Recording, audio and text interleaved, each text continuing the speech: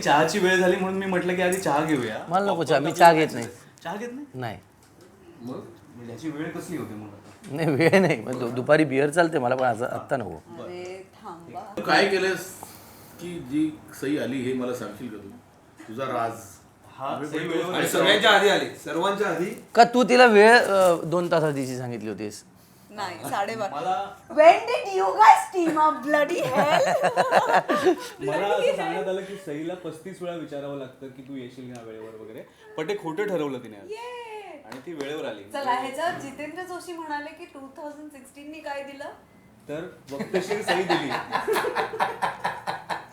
हा एपिसोड सुरू झाला आहे. झालेला आहे episode अच्छा, हा. बरं. आणि चाय पे चर्चा आहे असं तुम्हाला वाटेल, पण ती चाय पे चर्चा नाही, ती पॉपकॉर्न पे चर्चा. Popcorn आपलं कुठे आहे? पॉपकॉर्न पे महाचर्चा. महाचर्चा. चला. हे पॉपकॉर्न म्हणून हे पॉपकॉर्न आहेत का? हे पण बदलले why का such a boring popcorn? name? Popcorn पे महाचर्चा.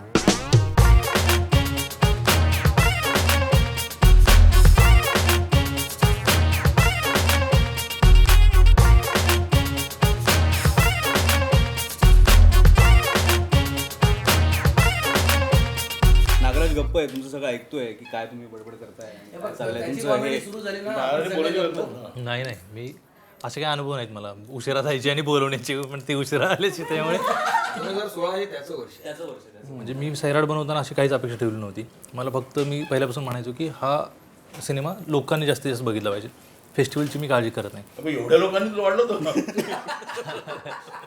एवढ्या लोकांनी नव्हतं वाटलं. सगळ्या लोकांनी बघितली. जेव्हा 50 कोटी कमवले सिनेमाने त्यावेळेला एक पार्टी झाली होती सीची JW मॅरिटला. आणि तिथे तू असं म्हणाला होतास की आता बास करा सैराट.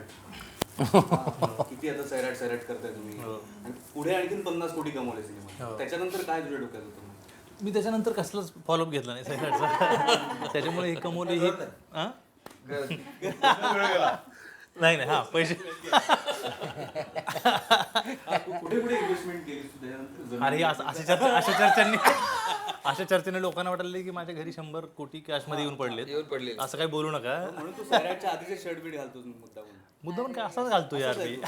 नाही पण मी अमोल, मी अजूनही याच्या घरी जेव्हा जातो ना, म्हणजे नागराज मंजुळे फॅन्ड्रीच्याही आधीचा आणि आता सैराट नंतरचा, तर आजही 2-3 गोष्टी त्याच्यातल्या बदललेल्या नाही. एक, तो जसं तेव्हा होता तो स्वभाव त्याचा आजही आहे, तसू बरंही फरक नाही. 2, तो त्यावेळेला जितकं सुंदर जेवण बनवायचा आणि खाऊ घालायचा तो आजही ते तसंच करतो. आणि 3, कवितेविषयीचं त्याचं प्रेम अजूनही आटलेलं नाही. कसं काय साधा राहिलास? म्हणजे लाईफस्टाईल अजिबात बदलली नाही. म्हणजे 100 कोटी झाले, त्यातले 10 कोटी तर तुला मिळाले असेल असं आपण समजूया. नाही आज अधिकृत सगळ्यांना उत्सुकता ती आहे ऍक्च्युली की तुला किती मिळाले. म्हणजे मला काय वाटतं, म्हणजे पैशानं आयुष्य म्हणजे बदलत नाही. म्हणजे आपल्या आतून तरी किमान तुमच्याकडे काही गोष्टी आल्या तर नक्कीच तुमचं आयुष्य जरा सोपं होतं, बरं होतं. बदलण्याचं कारण का नाही, कारण आयुष्याची 30 वर्ष एका प्रकारे मी घालवलीत आणि त्याच्यानंतर हे काही 4-5 वर्षातलं माझं आहे. आणि हे खरं तर माझ्यासाठी खूप झपाट्यानं घडतं आहे. कारण की मी 4 वर्षापूर्वी महेश मांजरेकर, जितेंद्र जोशी, सई हे सगळे माझ्यासाठी स्टार माणसं आहेत. आणि मी आत्ता अचानक त्यांच्यासोबत बसलो आहे आणि मला वाटतं की ही माणसं खूप अशी स्टार काहीतरी असणार. तर असं काही नसतं. त्यामुळे मला एक लक्षात आलं की मी माझे बदलण्याचे काही चान्सेस नाहीत. अपघात प्रवण वय असतं नाही का रस्ता, तसं बदल प्रवण वय माझं संपलेलं आहे. आणि आता काय बदलणार आहे, हळूहळू बदललो तर बदललो. ठीक आहे महेश सर, 2016 या वर्षाबद्दल आपण बोलतोय. सुरुवात तुम्ही केलीत खरं तर नटसम्राटपासून. पहिला दिवस वर्षाचा आणि नटसम्राट रिलीज झाला. कसं त्यानंतरचं वर्ष होतं? एक समाधान देणारं वर्ष म्हणून तुमच्या खात्यात जमा झालं? काय भाई, नटसम्राट एक तर केला तो बरेच. मी जवळ 1 वर्ष काहीच करत नव्हतो. नटसम्राट झाल्यानंतर असं लक्षात आलं होतं की बरा झाला पिक्चर. जीनेवर तर आनंद खूप होता, कारण but I think the shortest lived आनंद माझ्या आयुष्यात आला असेल. म्हणजे Natsamrat became the highest grosser. आणि नंतर डायरेक्ट असं करून शॉर्टेस्ट, म्हणजे मला एन्जॉय पण नाही करतात की यार मेरा हायेस्ट ग्रॉसर आहे. आणि गेला की वॉज द हायेस्ट ग्रॉसर झालं रे, इज म्हणेपर्यंतच गेला तो. नटसम्राट, सैराट आणि त्याच्यानंतर आलेलं व्हेंटिलेटर, ह्याच्यामध्ये काही नाही आहे. So that is a very alarming thing. लोकांनी चांगलं किंवा वाईट ठरवायला यायला नको थिएटरमध्ये.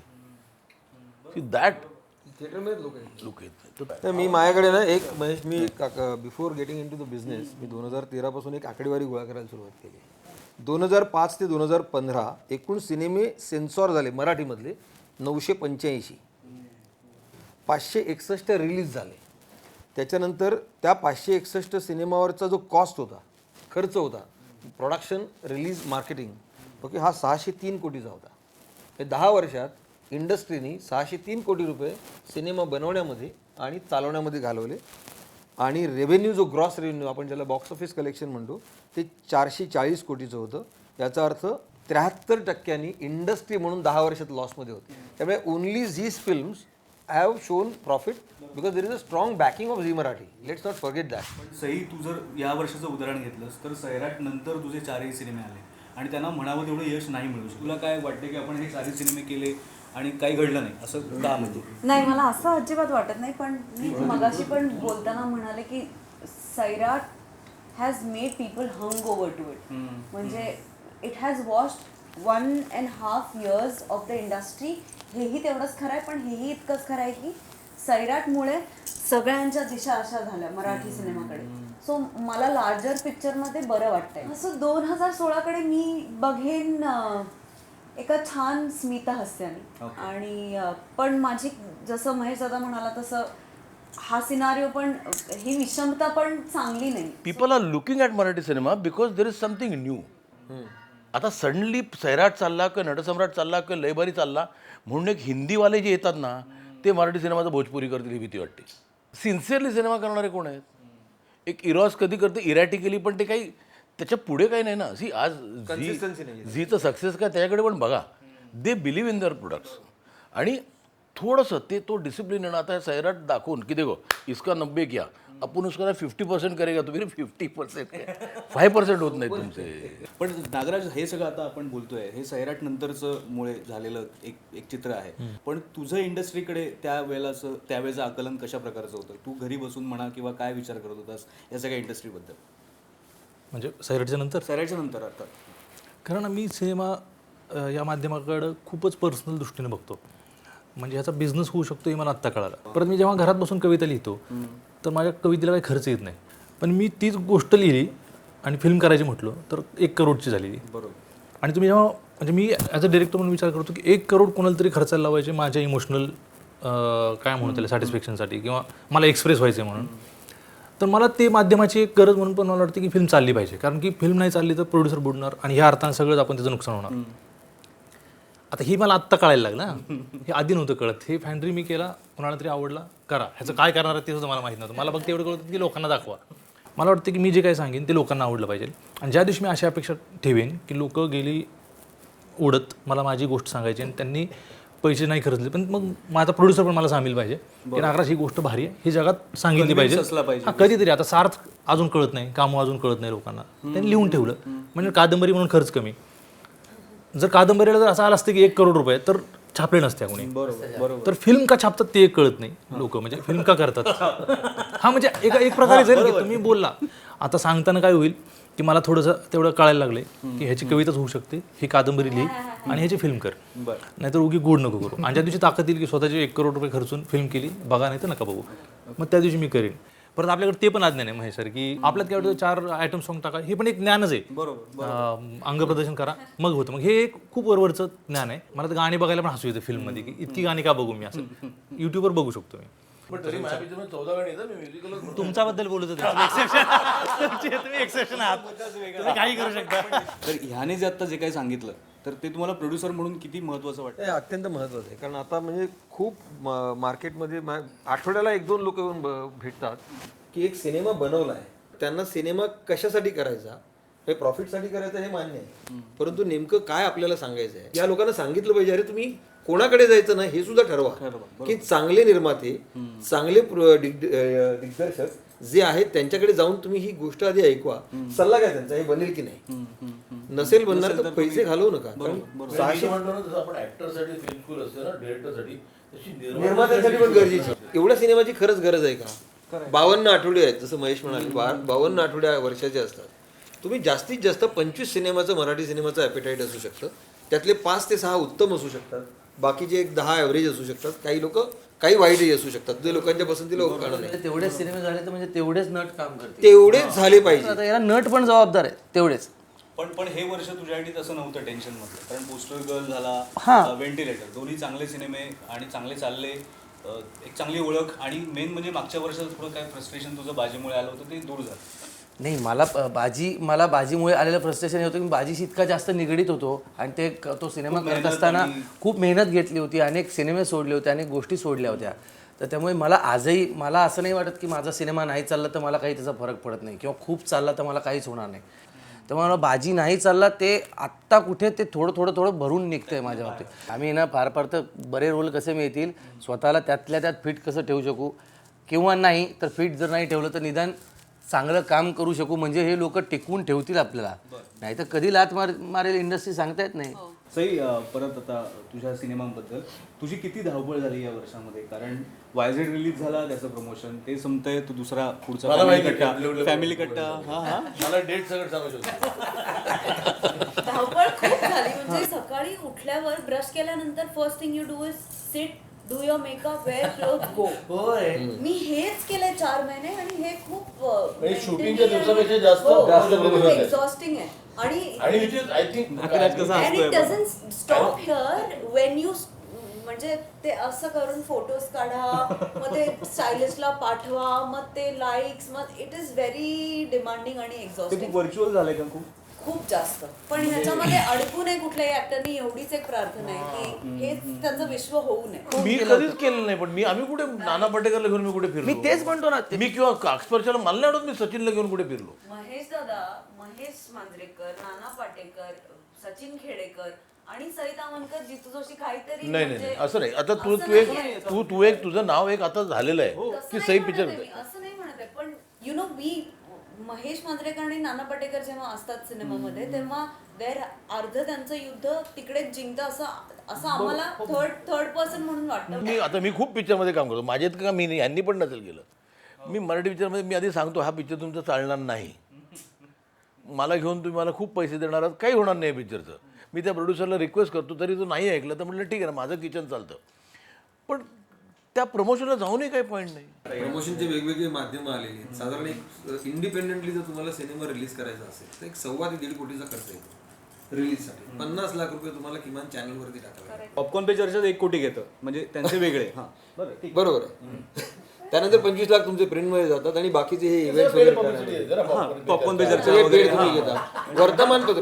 वर्तमानपत्र पेड घेतात. बरोबर. कुठलेही वर्तमानपत्र, फार कमी वर्तमानपत्र आहेत जी तुम्हाला खऱ्या अर्थाने सपोर्ट करतात. त्यामुळे वर्तमानपत्रामध्ये प्रेस कॉन्फरन्स ती पेड पब्लिसिटी असते आणि त्याच्यामुळे जो निर्माता आहे तो कलाकारांना पकडतो, इकडे घेऊन चल, तिकडे घेऊन चल, हे काही सोडू नको. आपण रेडिओवरती बोलवलंय तिकडे जाऊया. नागराज, तू आपण प्रमोशन बद्दल बोलतोय, तर सुरुवातीला तू सांगितलंस की आम्ही फार गेलो नाही कुठे, पण नंतर तुला बऱ्याच ठिकाणी जावं लागलं. तर ते सगळं करताना काय जाणवत होतं? पैसे कमवले हा एक मुद्दा आहे, पण मला सगळ्यात म्हणजे किती पैसे कमवले? म्हणजे 100 करोड ना. आता तुम्ही सांगताय, मला माहित नाही एक्झॅक्टली किती कमवले नाही, ह्याने किती कमवले असं मला विचारायचं. आणि पैशापेक्षा मला भारी काय वाटतं की मला खरंच खूप भारी अनुभव आले. कुणी भेटलं तर इतकं प्रेमानं बोलतात की खूप आवडली, ही माझी फिल्म आहे, आणि मिठ्या मारतात. आणि बरेच लोक असे भेटतात यार खांद्यावर टाकून फोटो काढ. मला इतकं भारी वाटतं की यार ही कमाई आहे. आणि मगाशी म्हटलं की कधी ना कधी आपलं पण एक्झिट होणार इंडस्ट्रीतून सगळ्यातून, पण तुम्ही आत्ता आहात आणि इतके लोक तुमच्यावर प्रेम करतात, हा सगळ्यात भारी गोष्ट आहे. सैराटनं काय दिलं, फॅन्ड्रीनं काय दिलं, तर इतकी सगळी माणसं दिली, इतकं प्रेम दिलं. पुढचं वर्ष महत्त्वाचं असणार आहे तुमच्यासाठी, येणारं वर्ष नेहमी महत्त्वाचं असतं. तर ह्या वर्षात एकमेकांना तुम्ही सल्ले द्यावेत असं मला वाटतंय, कारण तो सल्ला खूप महत्त्वाचा असेल तुमच्यासाठी. ऐकायचे पण ते अंमलात आणायचे, असं वागायचं. तर मला वाटतं जितू, तू सईला सल्ला दे. सईला सल्ला देऊ, जशी आहेस, जशी होतीस तशीच राहा. तू जेवढी बेदरकार, जेवढी जबाबदार, तुला कळतं कुठे कसं राहायचं, तशीच राहा. कोणाचीही पर्वा करू नकोस, स्वतःच्या कामाची सोडल्यास. Okay, that's it. सर, तुम्ही जितूला सल्ला द्या. मी जितूला काय सल्ला देतो? जितूला मी एक म्हणजे मला तुम्ही तो काय म्हणतो त्यालाही देतो की जितू हा खूप पॅशनेट ॲक्टर आहे, खूप. पण तो काय होतो की तो, माझं असं म्हणणं आहे की treat a role as just another role. Jitu झोकून देतो, म्हणजे ते कम्प्लीट तो त्या रोलमध्ये घुसतो. नको थोडासा अलिप्तपणे त्या रोलकडे बघायला शिक बस.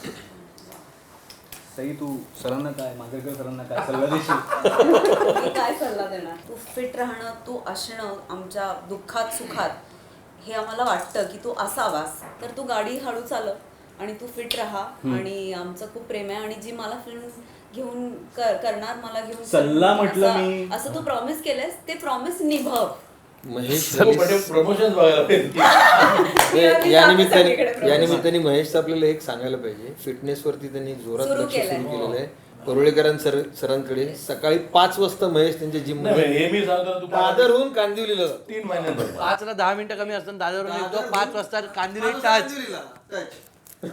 नाही 17 मिनिटं लागतात एवढी. नितीन सर, मला असं वाटतं एक प्रोड्युसर म्हणून म्हणजे तो पण प्रोड्युसर आहे म्हणा, पण तरी तुम्ही त्याला काय सल्ला द्यावा असं वाटेल? नागराजला काय सल्ला देणार? खरं तर 2016 हे वर्ष खऱ्या अर्थाने मराठी इंडस्ट्रीमधलं हे नागराजचं वर्ष. बरोबर. आणि त्यामुळे त्याच्यावरती प्रचंड असं अपेक्षांचं ओझं हे लोकांकडनं निश्चित गेलेलं असणार की नागराज आता काय करणार. त्यामुळे या ओझ्याखाली अजिबात न दबता I think he should chill. पण त्यांनी पुढचा सिनेमा फॅन्ड्रीच्याच जातीतला करावा असं मला एक वाटतं, आणि थोडं दमानी. मला काय नाही, मला सल्ला द्यावा वाटतं नागराजला की you should make more films. म्हणजे काही कर, तू काम कर, जास्त काम कर, but I think we need more films for you. जर मराठी इंडस्ट्री सर्वाईव्ह व्हायची असेल they should be more films from Nagraj. You can rest on your laurel. चल उठ, चल गेला बता फिल्म कर. मला वाटतं I am proud of you. तुझं जे फाट्यावर मारून जगत आलाय तसं तू फाट्यावर मारून जग. या सल्ल्याबद्दल नागराजला काय वाटतं ते? हो हो हो ऍक्च्युली जेवढे सल्ले मिळतात नागराज, you- हे महत्त्वाचे सल्ले आहेत. सगळ्यांकडनं अपेक्षा हे- आहे. आणि सगळ्यांच्या अपेक्षा आहेत. फेसबुकवरचे सल्ले नाहीत, हे नाही, खरंच चांगले सल्ले आहेत. म्हणजे मला तर भारी वाटतं की महेश सरांना असं वाटतं की मी फिल्म केलं पाहिजे.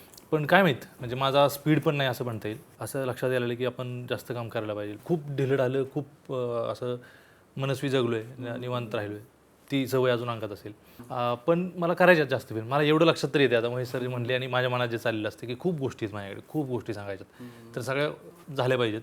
असं वाटत राहत असताना मधून वाटतं की किती दिवस फिल्म करणार आहे, बस 1-2 करायचं आणि दुसरं काहीतरी करू असंही वाटत राहतं. त्यामुळे माझीच मला गॅरंटी नाही. ठीक आहे, तुम्हाला 2017साठी शुभेच्छा. एकंदरीत नागराजचं सैराट असेल, नाना पाटेकर यांचा अभिनय असेल, अजय अतुलचं संगीत असेल, हाफ तिकीट, रंगा पतंगा किंवा कौल सारखे सिनेमे असतील, पण ह्याहीपेक्षा खूप महत्त्वाची गोष्ट या वर्षात घडली, हे तुम्हाला माहिती नाही आहे. हो, मला माहितीये. तुला माहिती आहे कुठली? पॉपकॉर्न पॉपकॉर्न पे चर्चा. आपापल्या गोष्टीचे आपण नायक असतो ना. मी खरंच सांगतो,